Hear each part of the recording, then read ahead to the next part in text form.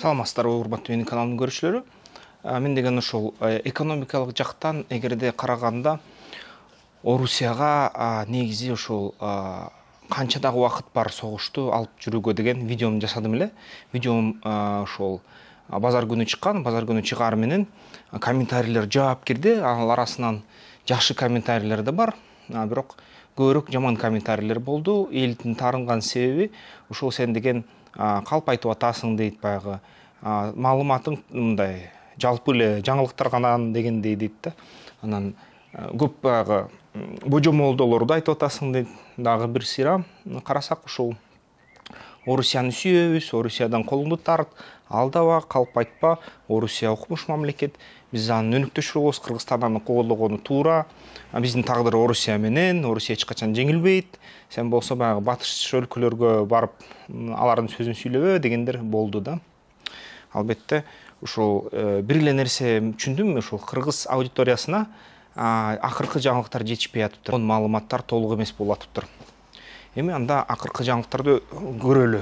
Мен деген ошол көп учурунда ошо согуш башталгандан бери абдан жүрөгүм ооруп, анткени мен деген өзүм Орусияда окууну бүткөм, аякта 3 жыл жашагам.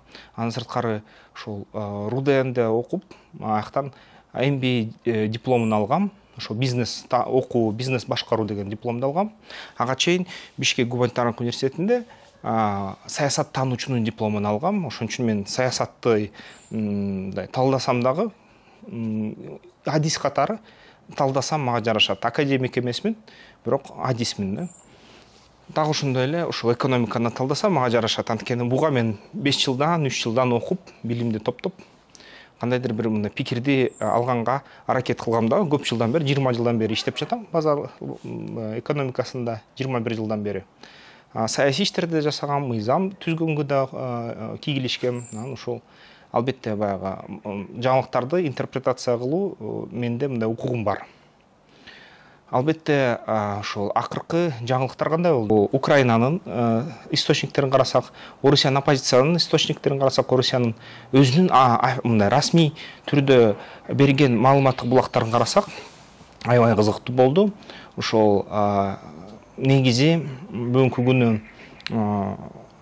фронт жактан Украина жеңилип, биринчи күндөрү ушун партка кетип баратканда көп областтарын бергенден кийин эсине келип, кайра бир жылдын ичинде жообун кайтарды жана басып алынган областтарды акырындап биринчи Херсонду кайра кайтарды.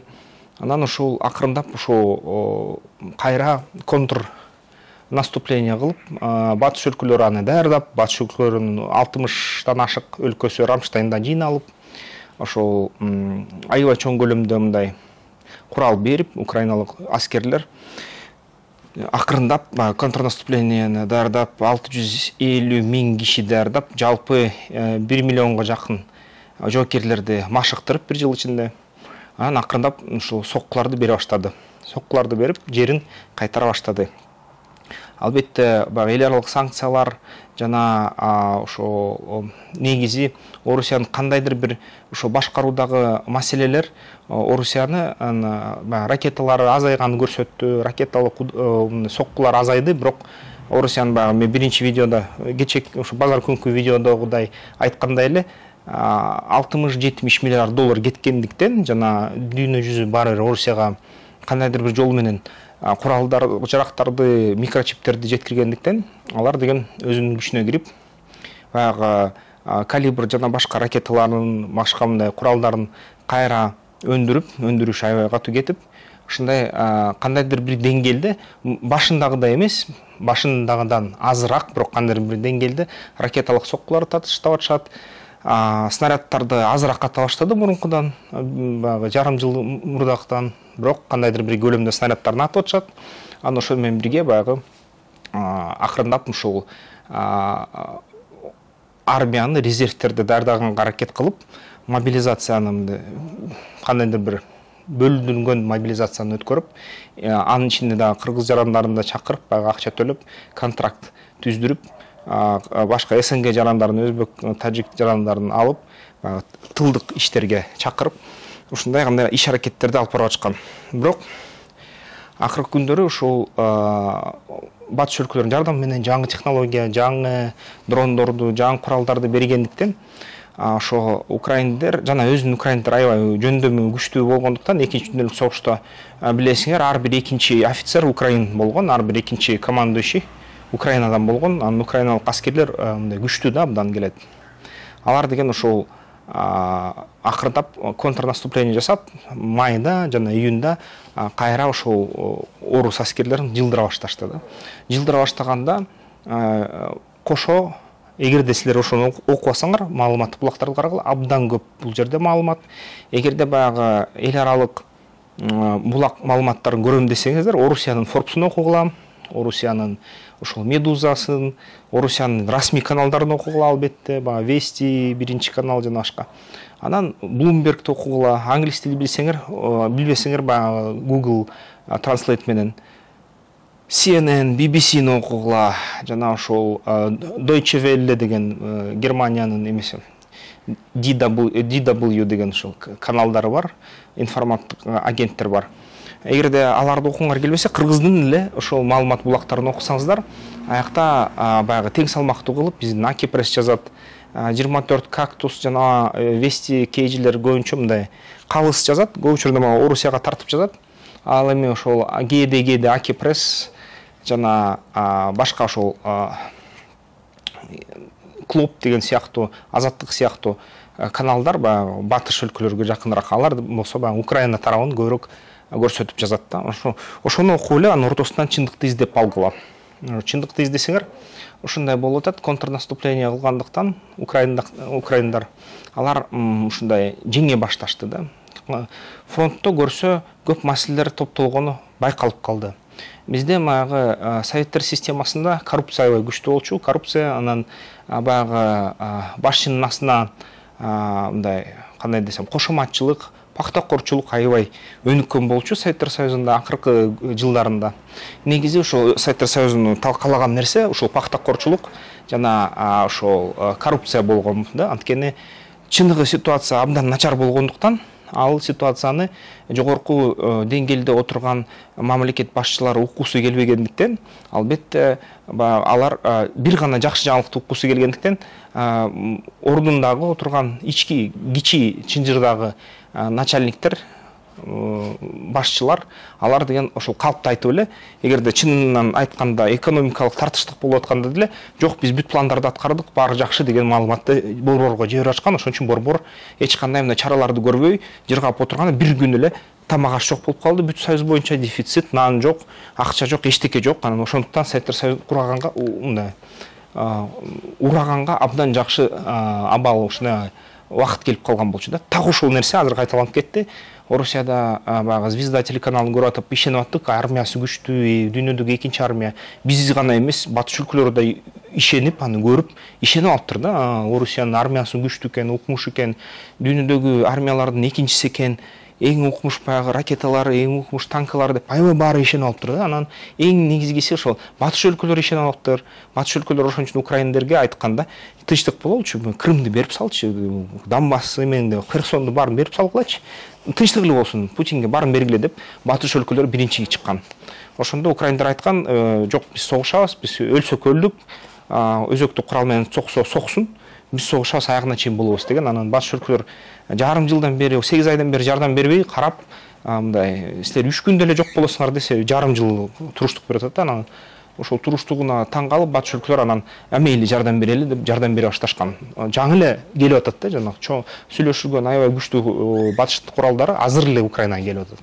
Анан ошол нерсенен ошол аябай күчтөнүп Украина кошумча баягы желеттерди үйрөтүп, миллионго чейин жеткирип, жакшы ушундай ийгиликтерге жетишип аткан маалда Орусиянын ВПКсы, куралдары анчалык жакшы эмес экен да. Дрондордун жетишпегендиги байкалып жатат. Өндүрүштүн күчтүү эместиги жана ошол экономиканын алсыздыгы, инновациялардын аябай зор да, инновациялар көп, бирок жетишпегендиги байкалып атат да. Анан бүгүнкү күнү байкасаңар, ошол чоң бизнес бизге акырындап Кыргызстанга көчкөнгө, Казакстанга көчкөнгө аракет кылып атат. Мисалы үчүн Казакстанга Орусиянын Freedom Finance деген компанияларын түзгөн Тимур Турлов көчүп келген болчу да, ошо согуш башталып атканда. Мисалы үчүн ошол Кыргызстанга болсо бүгүнкү күнү ошо Бакальчук кызыгып атат да Кыргызстанга бизнес жасайын деп. Бакальчук албетте бул Орусиянын эң бай мындай аялы, бизнес айымы. Анан ошол Кыргызстанга кызыгып атат. Анткени Кыргызстан логистикалык жактан да жакшы жайгашкан. Биринчиден, экинчиден бүгүнкү күнү баары сезип атат да, Орусия элитасы, бизнесмендер сезип атат. Орусияда бийлик алмашуу жакындап калды. Бул деген эмнени билдирет? Ар кайсы өлкөдөгүдөй эле, авторитардык өлкөдөгүдөй эле бийлик алмашуу башталганда ошол өлкөнүн ичиндеги экономикалык күчтөргө ээ адамдарга кандайдыр бир сокку башталат да. Ал сокку деген эмнени алып келет? Ошол бүт Орусияда болуп аткан активдер, заводдор, фабрикалар, экономикалык мындай кандайдыр бир кызыктуу нерсени мындай өзү менен өзү пайда болгон акчаны жасаган ушундай активдер бүт баары кожоюндарын алмаштырат. Жаңы бийлик келтирип өзүнүн кишилерин кое баштайт заводдорго. Жаңы эгерде кансыз болсо бийлик алмашуу, анда бул кансыз болот. Эгер мындай жөн эле келип эле кагазды коет астына, кол кой дейт, анан кол коюп туруп заводун берип салып, бизнесмендер заводсуз калып жөнөкөй жаран болуп калат. Бул бир жол да. Экинчи жол кандуу да. Мисалы үчүн келип эле жөн эле үй бүлөсүн барымтага алып эле атып салышат да. Мисалы үчүн өл депчи, заводун өзүнө жазып алышат нотариус барып эле. Ушундай нерсе башталганы жатат. Аны ишкерлер сезип атат. Анан эгерде ошол бүт дүйнө менен иштей алган ишкерлер тез качканга аракет кылып атат. Бүт дүйнө менен иштей алган ишкерлер ич ара Орусияда өзүнүн ишмердүүлүгүн өндүрүп атат дагы. Жана эме бүгүнкү күнү батыш компаниялар Орусиядан качкандан кийин аябай мындай базары ачка болуп калды. Ошол ачка базарга биздин товарлар Кыргызстандан барып атат, Казакстандан бүт анан өзүнүн ички өндүрүүчүлөрүн барып аябай жакшы мындай экономикалык ийгиликтер жаратат да ал бизнесмендерге. Бирок ал бизнесмендер деле түшүнүп атат, эртең бийлик алмашкан атат. Мынаки азыр бийлик алмашканы аз калды деп сезип атат да. Ал ошон үчүн бийлик алмашканда аман калыш үчүн 300дөн ашык кээ бир маалыматтар боюнча 30дан ашык Орусияда жеке армиялар түзүлдү дейт. Ошол ар бир чоң бизнесмендер, олигархтар ушундай жеке армиялар түзүп атат. ЧВК, Вагнер сыяктуу да, бирок кичинекей өзүнүн. Анал жеке армияларга ветерандарды, башка өлкөлөрдөн келген ошол жалданма аскерлерди бүт баарын ушуну жыйнап, ошол бийлик алмашуу заманына даярданып жатышат. Бул эмнеден келип чыкты? Бүгүнкү күнү ошо Украина катуу сокку бергендиктен Бахмут 2-3 күндө ошол Вагнер көп жылдан бери, 1 жылдан бери ала албай, анан 2-3 күндө алып койду дагы, бирок алгандан кийин ошол Орусиянын коргоо министрлигине кайра тапшырып, Пригожин, анан ошол мен тапшырдым, эми мен кетем деп кете баштады. Кете баштаганда аны ошол акырындан Шойгу менен билесиңер, азыр жаңылыктарды окусаңар, согуш кезинде Пригожин кезде байкап калган дейт, эми өзүлөр аябай привилегированный ошол аскер күчү болчу да Орусияда. Эң күчтүү армия Пригожиндики болчу. Анан ошол Пригожин башка армиялык күчтөргө караганда Украинадагы согуштан көбүрөөк ийгиликтерди көрсөтүп жаткан. Кайсы гана маселе коюлбасын, Пригожиндин баягы жалданма аскерлери, ЧВКсы, бул жеке частная военная компания, орусчасы, кыргызчасы жеке аскер компаниясы, жак деп коелу, жеке аскер уюму. Ошол абдан күчтүү болчу да. Анткени Африкада бир нече жыл иштеп келди, дүйнө жүзү боюнча иштеп келди, Түштүк Америкада, ошо Памирде бүт жерде ушуну иштеп, баягы акчага кайсы бизнесмендерди кайтарып, же болбосо Орусиянын заводдорун кайтарып, кээ бир өлкөлөрдө Суданда мисалы үчүн бийлик алмаштырып, Чадта жана Суданда ушундай ар кандай мындай иштерди алып барып, анан ушулар баягы билген тажрыйба алыптыр да. Ошол тажрыйбаны алып туруп, алар аябай кандай гана алардын астына маселе койбосун аткарып жатышты. Бирок мындай кайсы бир моментте эгерде мурун снаряддарды көп берип аткан болсо, аларга ошол Орусиянын коргоо министрлиги акыркы айлар алар снаряддарды аз алып калды да. Ошого аябай начар жини келип туруп, Пригожин ошо Шойгуга жана Суровикинге каршы ошол бүт жаңылыктар жайнап атат, азыр окусаңар болот. Аларга каршы баягы ар кандай саясий аябай активдүүлүктү жасай баштады. Мурун эгерде бир гана президентти көрсөк, Орусиянын президентин көрсөк, баягы маалыматтык каналдарда акыркы күнү ошол эле Пригожиндин көп аябай маалыматтык мындай берүүлөрүн көрүп калдык да. Ал маалыматтын берүүлөрүнүн арасында баягы президенттикке барат деген сөз болду. Аны Шойгу жана Суровикиндин генералдарына дат жана дооматы айтылды. Ушул дооматын айтып туруп, анан кетем деди, Бахмутту берип салам деди. Анан Бахмутту берип салсаңар, силер деген ушул баягы мамлекеттик чыккынчылык кыласыңар деп Шойгу кат жазды, буйрук берди.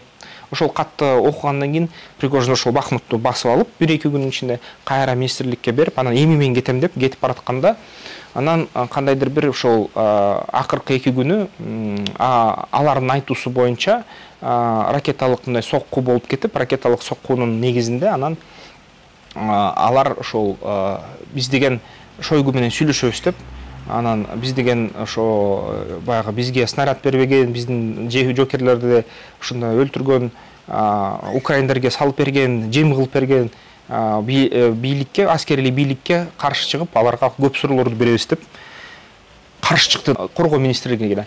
Ошондо марш кылып туруп, кечеги 1 күнүн ичинде, 24 сааттын ичинде ошо Пригожиндин ЧВК Вагнер жана ага баягы жүрөгү тарткан адамдар, ала 25 миң деп айтып сан экени белгисиз. Баягы кээрлер айтышат, мисалы үчүн Бахмуттагы группировка бир убакта ошол 18 миң болуп аткан деп ар кайсы булактар айтышат да.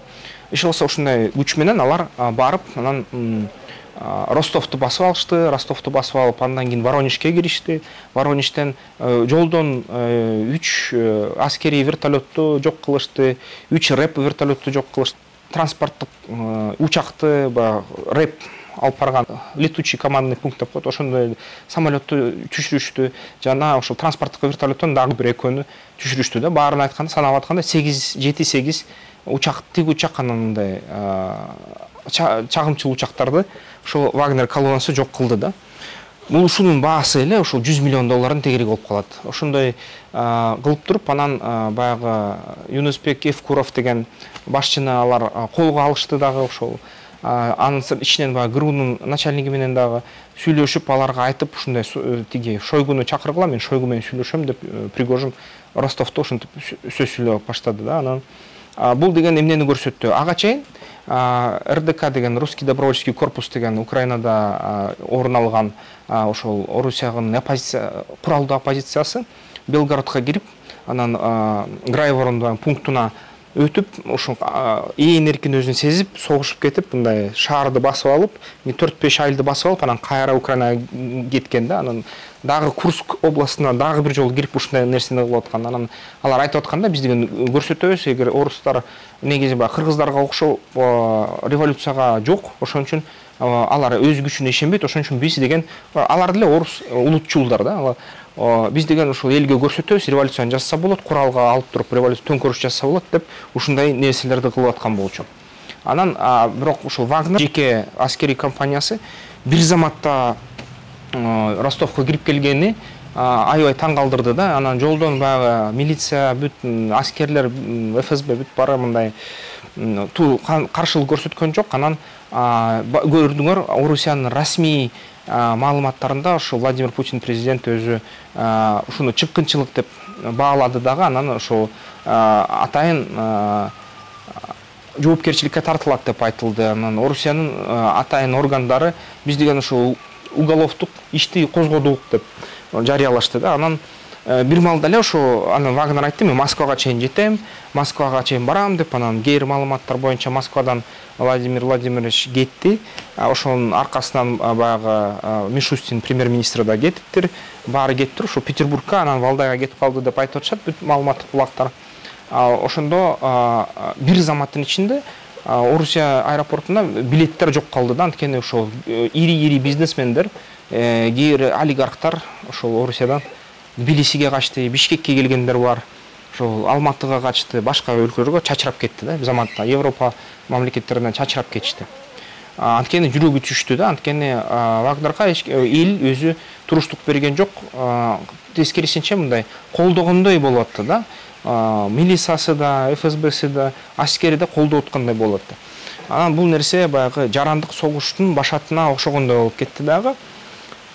Бирок бир маалда эле ошо кечке жуук Владимир Владимирович Путин Касым-Жомарт Токаевке чалып, Казакстан президентине, биздин президентке чалган жок окшойт. Өзбекстан президентине чалып, Беларусиянын президентине чалып, ошо сүйлөшүүлөр жүргүзүп тур. Эми Казакстан президенти айтып тур, бул деген силердин ички жумушуңар, өзүңүздөр чечиңиздер деп. Ал эми Лукашенко болсо чечип берем деп, ошол Вагнерге чалып, бул эле маалыматтык булактар бүт ушул видеонун сүрөттөмөсүндө бар. Айтыптыр да, мен деген ошол толук гарантия берем, өзүмдүн сөзүм менен эч кандай мындай чара көрүлбөйт, сага Белоруссияга өтүп кел деп. Анан Вагнер мейли деп туруп аскер күчтөрүн кайра баягы аскер лагерлерге жөнөттү. Ошондон бери дымдырс азыр. Эмне болуп атканы белгисиз, бирок баягы каналдар боюнча өзү Пригожин ар кандай баягы маалыматтык баягы тамашаларды айтып атат, ар кандай сөздөрдү айтып атат, бирок дымдырс. Ошондо Песков расмий пресс катчысы, президент пресс катчысы президенттин сөзү берилет, ошо Пригожинге каршы эч кандай чара көрүлбөйт деп айтты да, жарыялады. Эми бул эмнени пайда кылды? Бүт дүйнө жүзүндөгү бүт пресса, бүт массалык маалымат каражаттар биринчи баягы Пригожин Ростовду басып алды деп жазып чыгышты. Анан Пригожин кайра башын тартты, кайра аскерин кайра артка жөнөттү деп бир жолу жазышты. Анан азыр дымдырс да, баары дымдырс. Анткени түшүнүп атат, эч ким мындай батыш өлкөлөрдөгү прессалар, мамлекет бүт консультация жанталаш жүргүзүп баштады. Булар жүрүп күчтү да. Ушул Пригожин эгерде ушунчалык күчтүү болсо, ага эч ким каршылык көрсөтпөсө, эртең мисалы үчүн Чечня президенти Рамзан Кадыров ушундай күчтүү кылса, же башка кайсы бир мындай күчтүү аскер күч топтогон олигарх ишин алып барса, демек ядердик боеголовкалар колуна түшүп калышы ыктымал. Анда дүйнө жүзү аябай чоң коркунучта. Ошон үчүн биз деген ушул дүйнө жүзүн коргош үчүн кандайдыр бир баягы батыш өлкөлөрдүн спецназдарын жыйнап, Орусияга киргизгенге дары турушубуз керек деген консультациялар башталды. Ошону менен бирге баягы дүйнө жүзү боюнча аябай азыр эмне болуп кетти Орусияда, кандай болуп кетти деп мен деле ушул кече базар күнкү чыккан видеонун комментарийлерин окусам толтура да, баягы жазышат. Анан личкага да жазышат.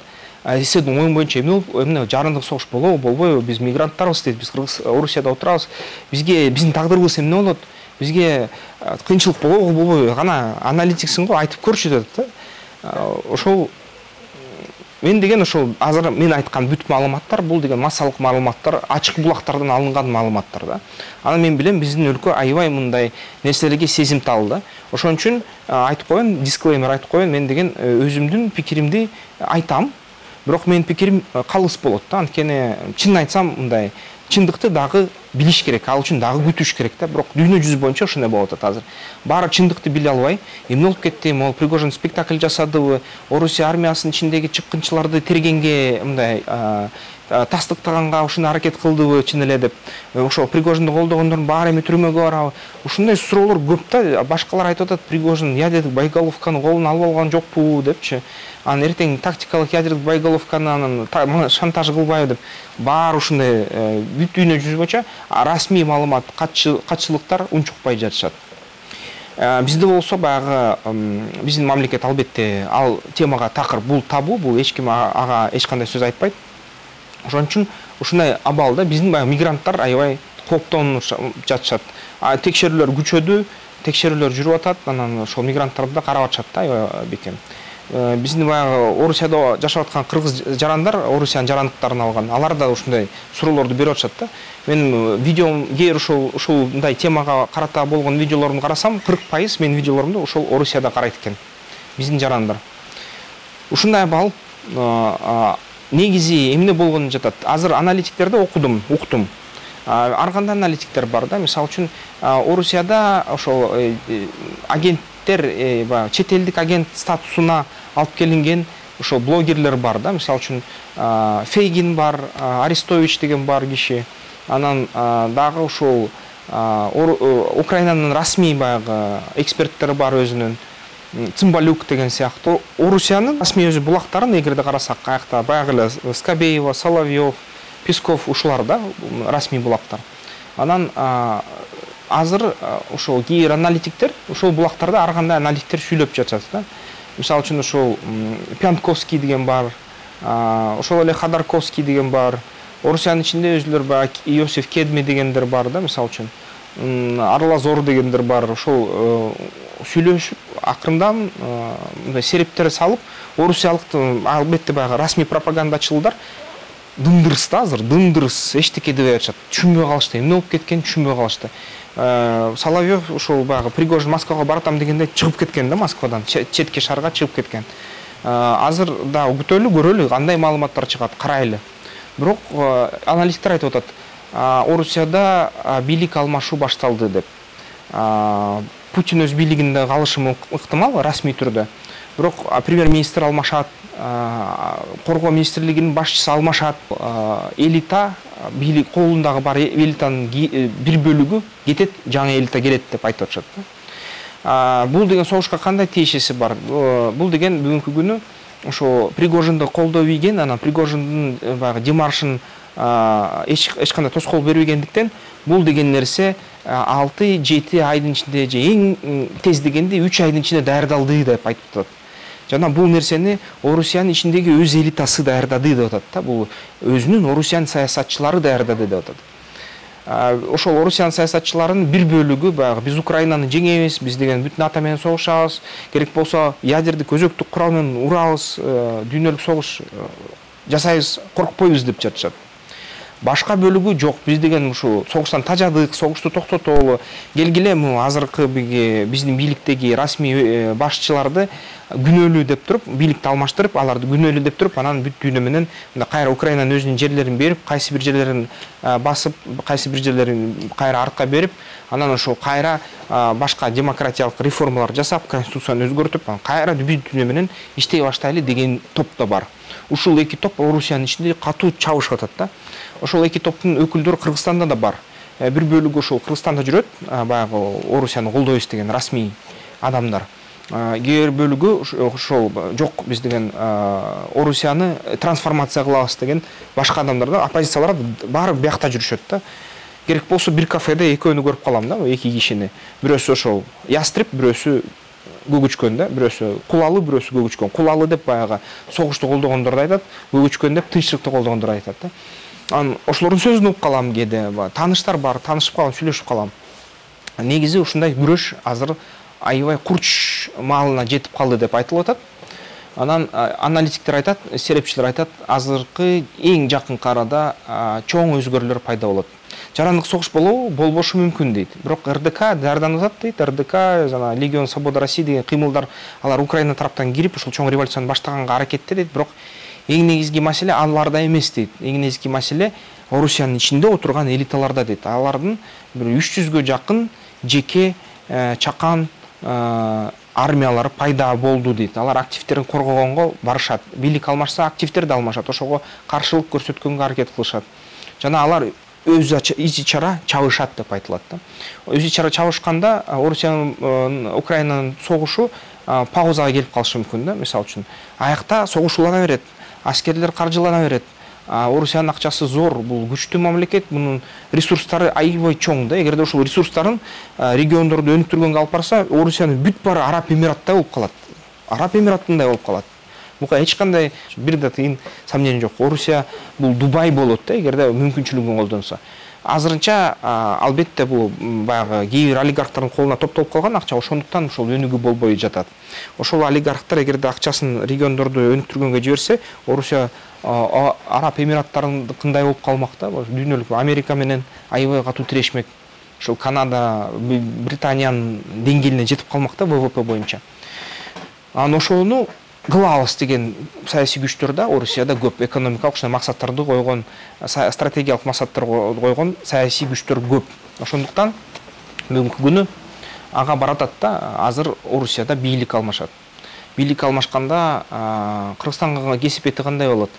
Чынын айтканда, ич-ара баягы бийлик алмашканда Орусияда Кыргызстанды башка өлкөлөрдө алар эске алышпайт да, алардын көңүл бурушпайт бизге. Биз өзүбүз оокатыбыз менен жүрө беребиз, иш жасай беребиз. Бирок баягы Кыргыздын жарандары Орусиядагы ал бүт бийлик алмашуунун жакшы жактарын да көрүп калат, жаман жактарын да көрүп калат. Бийлик алмашканда жеке армиялардын согушу болуп кетиши мүмкүн. Баарына аманчылык каалап кетем, бирок коптуу да, сак болушуңуздар керек. Анткени бийлик алмашуу оңой эмес болот. Анан негизи ушул Орусиядагыдай өлкөдө оңой эмес болот да, мындай айтканда. Любой өлкөдө андай, ар кайсы өлкөдө ушундай кыйын болот, бирок Орусияда өзгөчө. Анан ошол бүгүнкү күнү Орусияда бийлик алмашканда, алмашып бүткөндөн кийин, эгерде Орусия демократиялык өлкө болуп кетсе, демократиялык өлкө болуп, анан либералдык экономиканы кура баштаса, алар деген улуттук кызыкчылыкты карай баштайт. Улуттук кызыкчылыгына, мисалы үчүн Кыргызстандын, Кытай, Кыргызстан, Өзбекстан жолу жооп бербейт да. Бул деген Орусиянын экономикасына түзмө сокку, түз сокку. Ошон үчүн булар же ал жолго биз үстөмдүк кылабыз деп келишет, соинвестор болуп келебиз деп келишет. Же ал жолду кайра салдырбаганга аябай көп аракетти көрүшөт да. Кыргызстан, мисалы үчүн, өнүккөн демократиялык Орусияга бул кызыктуу эмес да. Кыргызстан же башка өлкөлөр күчтүү, андан күчтүү болуп, түрк дүйнөсү бириккени кызыктуу эмес. Ошон үчүн эгерде Орусия ушундай демократиялык өлкө болуп кетсе, кайра эле бизди тырмакка кысат. Анткени биз деген контроль астында болушубуз керек. Анан биз гүлдөп кетсек, бул деген автоматтык түрдө аларга экономикалык соккуну бергенде мындай болуп калат да. Ошон үчүн алар ушуну каалашпайт. Албетте улуттук кызыкчылыгын каалаган адамдар өзүнүн улуттук кызыкчылыктарын карайт. Эгерде Орусияда авторитардык өлкө болуп кетсе, авторитарлык өлкө болуп бүттү. Азыр мындан ары бул модель иштебей калат. Бул модель бир гана ички баягы тирешүүлөргө алып келет. Ошон үчүн булар деген авторитарлык өлкө кура алышпайт. Авторитарлык өлкө болуп көрүштү. Азыркы күнү эгерде сактап калышса ушундай абалда, анда системалык маселелери, системалык проблемалары өсө берет. Бирок мен кызыктуу нерсени айтарым, авторитардык өлкө болуп кетип ичара чабышса, Кыргызстанга пайда болот. Кыргызстан көңүл бурбай калышат. Ошондо биздин өлкө өнүгүп баштайт да. Бизде баягы Кытайдын орбитасына кирип кетебиз.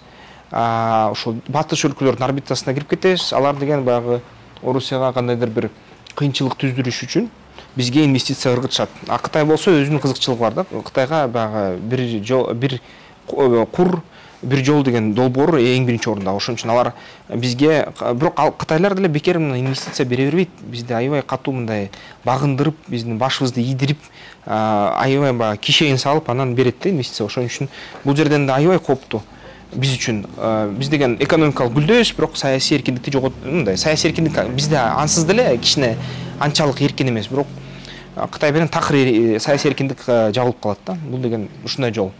Ошон үчүн Орусияда авторитардык болсо, бизде экономикалык өсүү болот, бирок рисктер кандай гана болбосун, рисктер дайыма бирдей эле, кыйынчылык дайыма болот да, бирдей Кыргызстанга. Анан үчүнчү жол баягы Орусия эгерде конфедерация болуп кетсе, Орусиянын субъекттери көбүрөөк эркиндикти алса, анан ар бир Орусиянын чоң региондору бөлүнүп, өзүнчө федеративдик мамлекет болуп кетсе, анда бул жерде Кыргызстанга жакшы жерлери да бар, жаман жерлери да бар. Жакшы жерлери, алар ичара баягы оюндарды, саясий оюндарды аябай күчөйт аякта. Аябай көп баягы компаниялар, саясий оюндар болот. Конкуренция көбөйөт да Орусиянын ичинде. Орусия ошондой гүлдөйт, кээ региондор гүлдөп кетет, кээ региондор аябай жаман начар абалда болуп калат. Бирок ошол менен бирге алардын бүт ички фокусу, ички көңүлү Орусияда калат да. Ошондо Кыргызстанга өнүккөнгө мүмкүнчүлүк түзүлөт. Кээ бир региондор бизге өзгөчө көңүл бурушат. Ошондо же экономикалык өнүгүү болуп кетебиз, чогуу, же кайра баягы маселелер туула бериши мүмкүн да, стратегиялык улуттук кызыкчылыктарын карашса. Ошон үчүн 3 сценарийде тең көп учурунда Кыргызстанга кандайдыр бир деңгээлде пайда, кандайдыр бир чоң деңгээлде зыян болот да. Анткени биз деген орбитадагы мамлекетпиз. Бул деген эмнени билдирет? Кыргызстандын мындай өнүгүшүнө кызыктар эч ким кызыктар эмес да. Кыргызстандын өнүгүшүнө биз эле кыргыздар кызыктарбыз, өзүбүз эле. Ошон үчүн биз өзүбүздүн баягы акылыбызга таянып иш жашашыбыз керек. Бирок тилекке каршы бизде өзөктүк курал азырынча жок, армиябыз жаңы күчөнүп келатат. Ошон үчүн азырынча биздин сөзүбүз мындай: нейтралдуу, баары менен доспуз. Орусия бизге үстөмдүк кылгандыктан жана биздин боорубузда жайгашкандыктан, баш үстүбүздө илинип жаткандыктан биз деген Орусиянын сөзүн сүйлөп жүрөбүз. Кийин да Орусия негизги стратегиялык биздин өнөктөш болот. Биз деген Орусиянын орбитасында кала беребиз. Ошону менен бирге Кытайдын орбитасында да болгон мамлекетпиз. Ошон үчүн ушул эки мамлекет бизге аябай чоң мындай таасир кылат. Анын сыртынан да жакынкы арада Индия бизге чоң таасир кыла баштайт. Индия батыш өлкөлөрдүн кызыкчылыгын ойнойт. Ошон үчүн жакында бизде индиялык долбоорлор аябай күчөйт, көрөсүңөр. Кыргызстан үчүн эми дөөлөр чабышса чымын өлбөсүн деген сөз да биздин өлкө. Ошол эле азыр абалдабыз. Ал эми бүгүнкү видеомдун эң негизги корутундусу, жыйынтыгы бул нерсе. Акыркы күндүн болуп жаткан окуялары тунук тастыктады да. Биз деген Орусияда чоң өзгөрүүнүн астында турабыз. Орусияда бийлик алмашып кетүүсү ыктымал, балким азыр мен сүйлөп атканча, сиз ушуну видеону көрүп атканча бийлик алмашып жатат. Бул деген баягы расмий түрдө алмашпагандай көрүнөт, бирок расмий эмес түрдө элитанын жарымы жок болуп кетет Орусияда, качып кетет. Жаңы элита пайда болот да. Ошо нерсе акырындап болуп баратат. Албетте бул деген өзгөрүүлөрдүн мындай турбуленттүүлүгүн пайда кылат. Ушул турбуленттүүлүктө биз деген аман калалы. Биз деген биздин Кыргызстанды сүйгөн орус жарандар үчүн биз доспуз, меймандоспуз дайыма. Эгерде баягы согуш эңсеген адамдардын баарына кайсы улуттагы болбосун биз деген жол бербешибиз керек, ушул согуштарды жайылтууга. Тынчтык керек да, тынчтык менен бирге өнүгүү керек. Ушундай тилек менен видеомду бүтүрөйүн. Өзгөрүүлөр болуп жатат, аман болгула.